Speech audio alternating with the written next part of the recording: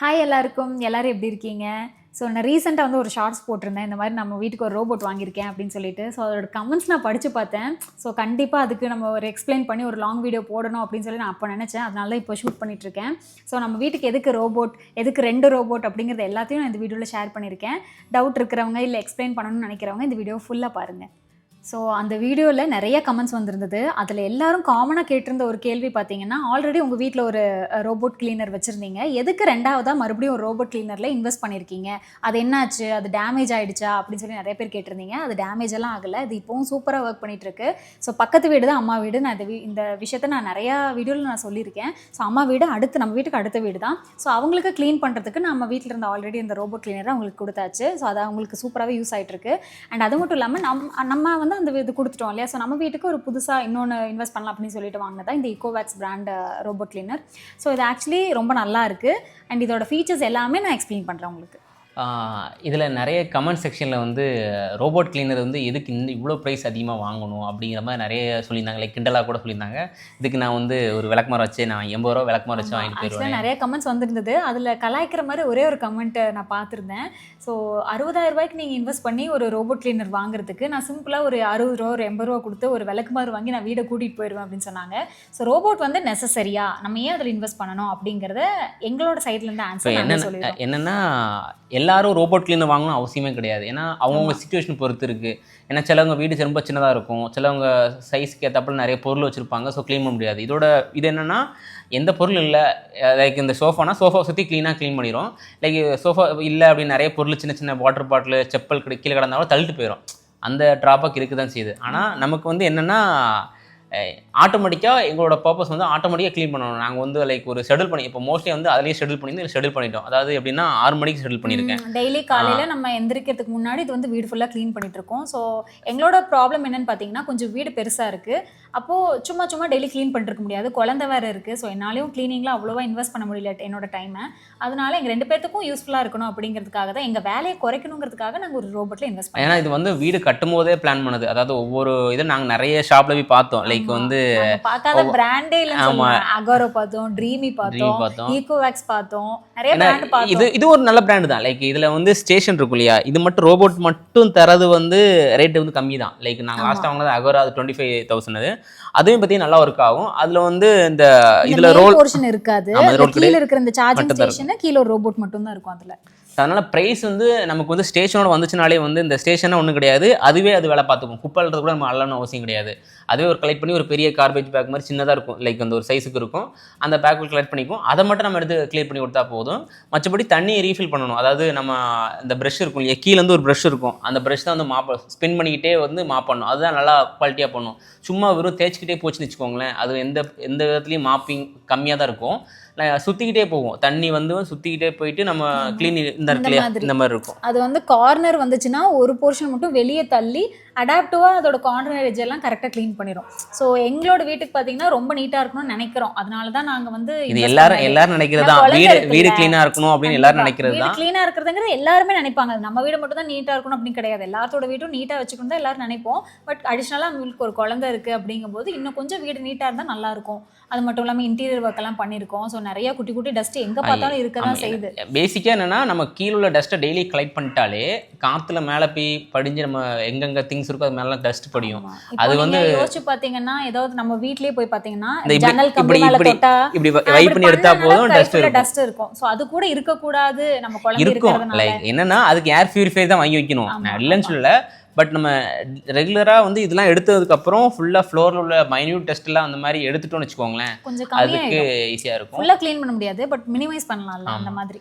அது இல்லாமல் இதில் வந்து நிறைய ஃபீச்சர்ஸ் இருக்குது. லைக் அப்கமிங்கில் சொல்கிறோம். லைக் வந்து செலக்ட் பண்ண ஏரியா, இப்போது நம்ம இந்த இடத்துல டஸ்ட் அதிகமாக திடீர்னு செஞ்சிருச்சுன்னா மேப் இருக்கும், நாங்கள் காட்டுறோம். மேப்பில் போயிட்டு இந்த இடத்துல செலக்ட் பண்ணி கொடுத்துட்டோம்னா அது வேற எங்கேயும் க்ளீன் பண்ணாமல் டேரெக்டாக வந்து அதை மட்டும் க்ளீன் பண்ணி எந்த இடத்துல குப்பை இருக்கும் அந்த செலக்டிவ் க்ளீனிங் பண்ணோம். நம்ம எப்படி எங்கேயாவது ஒன்று சிந்திருச்சுன்னா டக்குன்னு வந்து அந்த இடத்த மட்டும் வைப் பண்ணி எடுத்துகிட்டு போகிறோம். ஸோ அதே மாதிரி ரோபோட்டும் பண்ணுது. அதனால கொஞ்சம் இம்ப்ரெஸ் ஆகிட்டோம், அவ்வளோதான். அது இல்லாமல் இது வாங்கியே தீரணும், இதுதான் வாங்கணும் யாரும் சொல்ல போகிறது கிடையாது.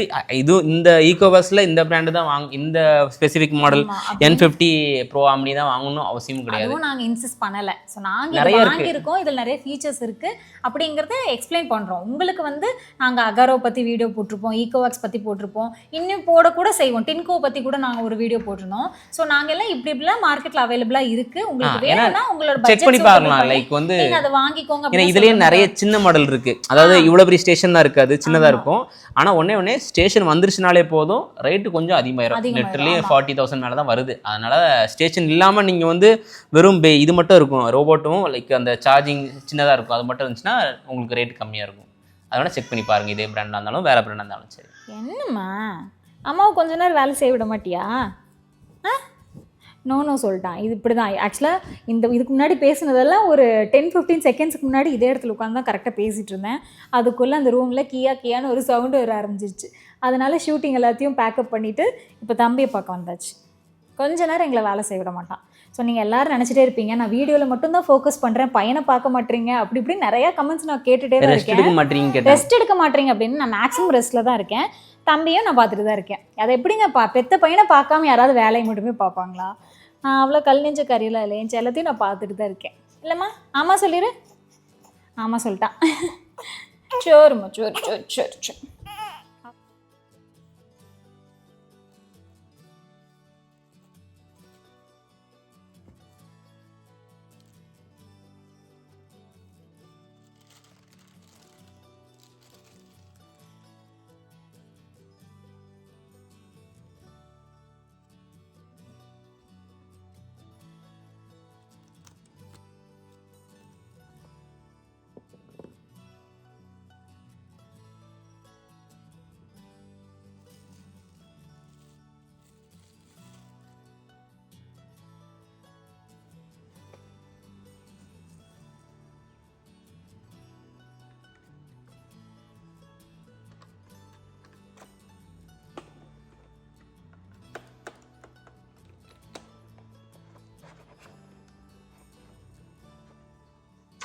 இந்த ரோபோட்டில் என்ன ஸ்பெஷலாக அவங்க சொல்கிறாங்கன்னா, இந்த இடத்துல வந்து எட்ஜ் கிளீனிங், அதாவது இந்த எட்ஜஸில் வந்து இந்த ப்ரஷ் இருக்கு இல்லையா, அது வந்து எட்ஜ் வரும்போது மட்டும் எக்ஸ்ட்ரா வந்து ரொட்டேட் பண்ணி சைடு எங்கில் வெளியே வரும்.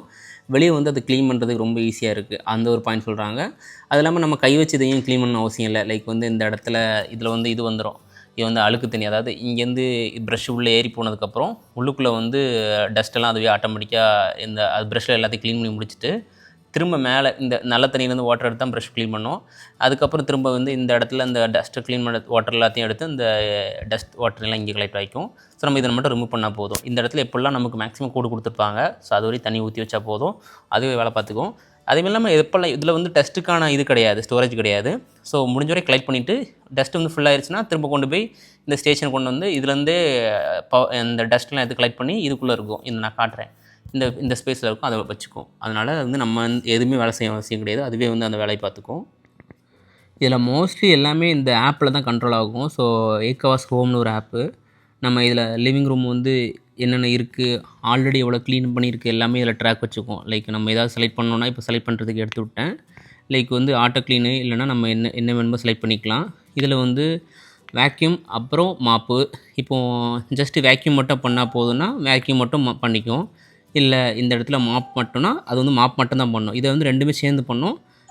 வேக்யூம் பண்ணிவிட்டும் அது ஒரே நேரம் பண்ணும். நமக்கு சில நேரம் என்னென்னா வேக்யூம் பண்ணும்போதே மாப் பண்ணோம்னா டஸ்ட்டு அதிலே சுற்றி என்ன ஆயிரும்னா தரையும் வந்து அழுக்காகும். ஸோ அதனால் என்ன பண்ணுவாங்கன்னா மாப் ஆஃப்டர் வேக்யூம் அந்த மாதிரினா நமக்கு வந்து ஃபஸ்ட்டு வேக்யூம் பண்ணிவிட்டு டஸ்ட்டெல்லாம் கலெக்ட் பண்ணதுக்கப்புறம் திரும்ப வந்து நம்ம மாப் போடும்போது சூப்பராக இருக்கும். ஸோ இதுதான் நாங்கள் வந்து சூஸ் பண்ணி வச்சுருக்கோம். அதுக்கப்புறம் இந்த எவ்வளோ செக்ஷன் பவர் வைக்கணும்னு ஸோ அதை செட் பண்ணிக்கலாம். ரெக்கமெண்ட் பண்ண சொல்லிடுறாங்கன்னா 30 லெவலில் வந்து வாட்டர் லெவலில் ஃப்ளோ ரேட்டு சொல்கிறாங்க. ஸோ அதை வச்சுக்கலாம். ஸ்டாண்டர்ட் எல்லாமே டிஃபால்ட்டாக வச்சுருக்கோம். இது 1 டைம் வைக்கணும் 2 டைம் வைக்கணுமான்னு இருக்கும். ஸோ எனக்கு தெரிஞ்சு இதுதான் பெஸ்ட்டு. லைக் வந்து ஃபஸ்ட்டு வந்து டஸ்ட்லாம் கலெக்ட் பண்ணி அதுக்கப்புறம் திரும்ப வந்து இது பண்ணுறது. இப்போ நான் இப்போ ஸ்டார்ட் கொடுக்குறேன், வருது பார்த்தீங்களா? ஃபஸ்ட்டு வந்து ஃபுல்லாக அதுவே பார்த்து செக் பண்ணிக்கும் என்ன பண்ணணுன்னு. ஃபஸ்ட்டு வேக்யூம் மட்டும் பண்ணும், அதுக்கப்புறம் வந்து திரும்ப கன்டினியூ பண்ணும். ஸோ அந்த பின்னாடி இருக்குது பார்த்தீங்களா, அதுதான் வந்து மாப் போடும்போது நல்லா ஸ்பின் பண்ணி இது பண்ணிக்கும். அது இல்லாமல் கொஞ்சம் ஹைட்டும் அட்ஜஸ்ட் பண்ணி ஏறும். ஸ்டெப்ஸ் ஏதாவது போச்சுன்னா நல்லா கண்ட்ரோல் பண்ணி ஏறும். ஸோ எனக்கு இந்த ஆப்பில் பிடிச்ச ஃபீச்சர் பார்த்தீங்கன்னா, அதாவது நம்ம ஏதாவது ஒரு ரூமில் ஸ்பெசிஃபிக்காக ஒரு இடத்த க்ளீன் பண்ணணும் அப்படின்னா இந்த ஜோனுங்கிறத வந்து கிளிக் பண்ணிவிட்டு நமக்கு வேறு எந்த இடத்த க்ளீன் பண்ணணுமோ, நான் இப்போ நீளமாக இந்த இடத்துல மட்டும் க்ளீன் பண்ணணும் அப்படின்னா அந்த மாதிரி மட்டும் இப்படி வச்சு அரேஞ்ச் பண்ணிப்பேன். எனக்கு இந்த இடத்த மட்டும் க்ளீன் பண்ணி கொடுன்னா ரோபோட் இந்த 4 இடத்த தாண்டி வேறு எங்கேயுமே வந்து போய் க்ளீன் பண்ணாது. ஸோ ஸ்பெசிஃபிக்காக ஏதோ ஒரு இடத்துல ஸ்பாட் க்ளீன் பண்ணணும் அப்படின்னா இந்த ஆப்ஷன் யூஸ் பண்ணிப்பேன். எனக்கு இது ரொம்ப ரொம்ப யூஸ்ஃபுல்லாக இருக்குது. இப்போ நான் எந்த இடத்துல க்ளீன் பண்ணணும் அப்படின்னு சொல்லி அங்கே மார்க் பண்ணி காமிச்சனோ அதே மாதிரி ஒரு ரெக்டாங்கிள் ஷேப்பில் எனக்கு தெரிஞ்சு இப்போ பாருங்கள் இப்படி ஸ்ட்ரைட்டாக போகுதா, அப்படியே நேராக போய் க்ளீன் பண்ண ஆரம்பிச்சிரும். அதே சென்ஸ் பண்ணிடுச்சு இங்கே ஒரு பொருள் இருக்குது அப்படின்னு சொல்லிட்டு. ஸோ அட்ஜஸ்ட் பண்ணிவிட்டு ஒரு ரெக்டாங்கிள் ஷேப்பில் ஃபுல்லாக க்ளீன் பண்ணும்.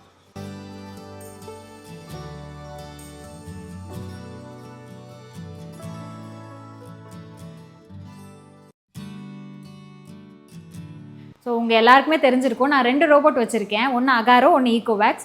ஸோ அகாரோவில் கூட கொஞ்சம் சவுண்டு வந்து அதிகமாக வரும், ஆனால் ஈகோவேக்ஸில் சுத்தமாக சவுண்டு வரல. நான் ஏன் அப்படி சொல்கிறேன்னா, இங்கே தான் க்ளீன் பண்ணிகிட்டு இருக்கு, தம்பி இந்த தொட்டில் தான் தூங்கிட்டு இருக்கான், கொஞ்சம் கூட தம்பி அசைய கூட இல்லை, உங்களுக்கே தெரியும். ஸோ அந்தளவுக்கு தான் சவுண்டே சுத்தமாக வரல, லைட்டாக ஒரு மைன்யூட் சவுண்டு தான் வருது. தம்பிக்கு அந்த சவுண்ட் கூட டிஸ்டர்பே ஆகலை, நல்லா தூங்கிட்டு இருக்கான்.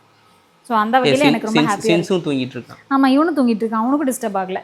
ஸோ நீங்கள் தம்பி தான் ஆழ்ந்து தூங்குறான்னு நினைப்பாங்க, ஆனால் இவன் பயங்கர ஆக்டிவ், இவன் கூட எந்திரிக்காமல் தூங்குறான்னா அந்த சவுண்ட் வந்து ரொம்ப மைன்யூட்டாக, டிவி ஒரு 5-6 பாயிண்டில் வச்சா சவுண்ட் எப்படி வரும் அந்த மாதிரி ரொம்ப மைன்யூட்டாக தான் கேட்குது.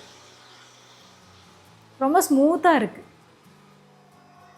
இப்போ வந்து வீடு ஃபுல்லாக ஹால் ஃபுல்லாக க்ளீன் பண்ணதுக்கப்புறம் பேக் டு டெக் அப்படிங்கிற ஒரு ஆப்ஷன் கொடுத்துட்டேன். இப்போ அதோட ஸ்டேஷனுக்கு அது போயிட்டுருக்கு, போய் கரெக்டாக ஃபிக்ஸ் ஆகிக்கும், அவ்வளோதான். அடியில் இருக்க மாப்பு கூட நம்ம க்ளீன் பண்ணணும்னு அவசியமே கிடையாது, அதுக்கும் ஒரு ஆப்ஷன் இருக்குது, அதுலேயே க்ளீன் ஆகிக்கும்.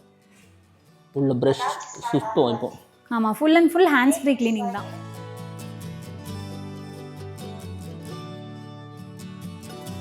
ஸோ 2-3 நாளாக நாங்கள் இந்த ரோபோட் யூஸ் பண்ணிகிட்ருக்கோம். நாங்கள் ஆக்சுவலாக இதில் 2 டேங்க் இருக்குது. இதில் வந்து நல்ல தண்ணி, இது வந்து அழுக்கு தண்ணி ஃபுல்லாக க்ளீன் பண்ணி இந்த டேங்க்கில் ஸ்டோர் ஆகிக்கும். நாங்கள் நிறைய பிடிச்சி வச்சுருந்தோம், இப்போ வந்துட்டு பாதி டேங்க் அளவுக்கு அதோட கீழே போயிடுச்சு. ஸோ இப்போ தண்ணி எடுத்து கீழே அடியில் மாப் வந்து க்ளீன் பண்ணிகிட்ருக்கு. க்ளீன் பண்ண இதில் இருக்க டஸ்ட் வாட்டர் வந்து டர்ட்டி வாட்டர் ஃபுல்லாக இதை பார்த்தாலே தெரியும். வீட்டை க்ளீன் பண்ணி இவ்வளோ அழுக்கு தண்ணி நமக்கு வந்து இந்த டர்ட்டி வாட்டர் டேங்க்கில் ஃபில் பண்ணியிருக்கு. இதை மட்டும் நம்ம எடுத்து கீழே கொட்டிட்டு இதில் தண்ணி ஃபில் பண்ணாலே போதும். இது மட்டும்தான் நம்மளோட வேலையாக இருக்கும், மற்றபடி ரோபோட்டில் கை வைக்கிற அளவுக்கு நமக்கு எந்த வேலையுமே இருக்காது. ஸோ அப்போ உங்களுக்கு தோணும் டஸ்ட் எங்கே போகுதுன்னு. ஆக்சுவலி டஸ்ட்டு வந்து எங்கே போகும்னா இந்த பேகுக்குள்ளே தான் போகும். இதுக்குள்ளேருந்து ஆட்டோமேட்டிக் கனெக்ஷன் இருக்குது. ஸோ அது வந்து இங்கே வந்து ஃபில் பண்ண ஆரம்பிச்சிடும். காட்டுறேன், லைக் இதுக்குள்ளே தான் அந்த டஸ்ட் இருக்கும். ஆனால் அந்த டஸ்ட் பேக் நம்ம தனியாக தான் வாங்கி ஆகணும். ஸோ இந்த டஸ்ட் பேக் இருக்கு இல்லையா, ஃபுல் சாக் லைட் ஆயிடுச்சுன்னா நமக்கு வந்துடும் இந்த இடத்துல, அதை மட்டும் நம்ம வாங்கி மாட்டணும்.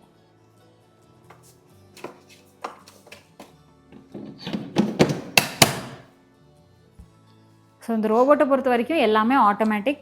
நம்ம பண்ண வேண்டியது அந்த டேங்க்கை வந்து ரீஃபில் பண்ணுறது மட்டும்தான்.